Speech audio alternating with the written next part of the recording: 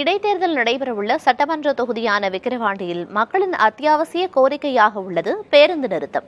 அத்துடன் நலிவடைந்து வரும் கரும்பு விவசாயத்தை பாதுகாக்க வேண்டும் என்று வலியுறுத்தும் விக்கிரவாண்டி விவசாயிகள் குறித்தும் விவரிக்கிறது இந்த செய்தி தொகுப்பு. விழுப்புரம் மாவட்டம் விக்கிரவாண்டி தொகுதி திமுக எம்எல்ஏ புகழேந்தி மறைந்த நிலையில் அங்கு இடைத்தேர்தல் நடைபெறவுள்ளது. அத்தொகுதியில் வெற்றி பெறும் வேட்பாளர் சென்னை வருவார். ஆனால் விக்கிரவாண்டி மக்கள் சென்னை வருவதற்கு பேருந்து வசதி இல்லை என்பது வேதனையான ஒன்று. விக்கிரவாண்டியில் பேருந்து நிலையம் இருந்தும் வெளியூர்களில் இருந்து சென்னை செல்லும் பேருந்துகள் பேருந்து நிலையம் வருவதில்லை.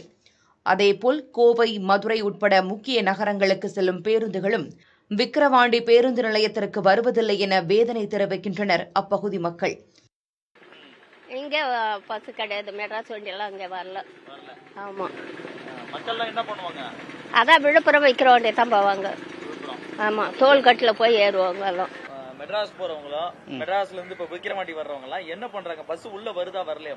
மெட்ராஸ் பஸ் ஒரு பஸ் கூட உள்ள வரது கிடையாது. நீங்க டோல் கேட்டு தான் போகணும். இங்க இருந்து 1.5 கிலோமீட்டர் போனா டோல் கேட்டு போனதான். நீங்க வரப்ப சென்னையில இருந்து பஸ் ஏறி வந்தாலுமே இங்க விக்கிரவாண்டி பஸ் ஸ்டாப்ல அலோடு கிடையாது. இங்க நிப்பாட்ட மாட்டோம், டோல் கேட்ல இறங்கி வாங்க அப்படின்றாங்க. அன்டைம்ல வர லேடிஸ் எல்லாம் ரொம்ப சிரமப்படுறாங்க.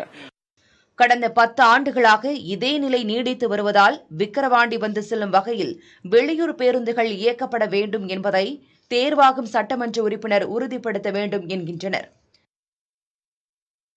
இது ஒரு புறம் இருக்க, விக்கிரவாண்டி தொகுதியில் கரும்பு விவசாயம் பெருமளவில் குறைந்து வருவதாக விவசாயிகள் வேதனை தெரிவிக்கின்றனர். முண்டியம்பாக்கம் சர்க்கரை ஆலைக்கு ஆண்டு ஒன்றுக்கு கடந்த 10 ஆண்டுகளுக்கு முன்பு மொத்தம் 13 லட்சம் டன் அளவிலான கரும்பு அரவைக்கு கொண்டு வரப்படும். ஆனால் இந்த அளவு தற்போது 7 லட்சம் டன் என்ற அளவில் குறைந்துவிட்டது.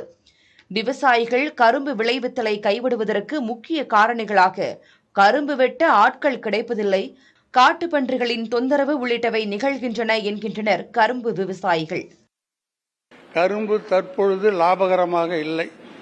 கரும்பு பயிரிடும் விவசாயிகள் அனைவருமே பெருத்த நஷ்டத்துக்கு உள்ளாகின்றார்கள். கரும்பினுடைய உரச்செலவிலிருந்து ஆட்களுடைய கூலி முதல் வெட்டுக்கூலி வரை அனைத்துமே உயர்ந்துவிட்டன. அடுத்து விவசாயிகள் மத்தியில் இருக்கின்ற ஒரு பெரிய பிரச்சனை இந்த பன்றி தொல்லை. பன்றி வந்து கரும்புல பூந்து நாசம் பண்ணி அதனுடைய மகசூலையே கெடுத்து 40 டன் 50 டன் வர வேண்டிய, ஒரு ஏக்கருக்கு 40 டன் 50 டன் வர வேண்டிய கரும்பு 30 டன்னு 25 டன்னு 20 டன்னு தாங்க வருது.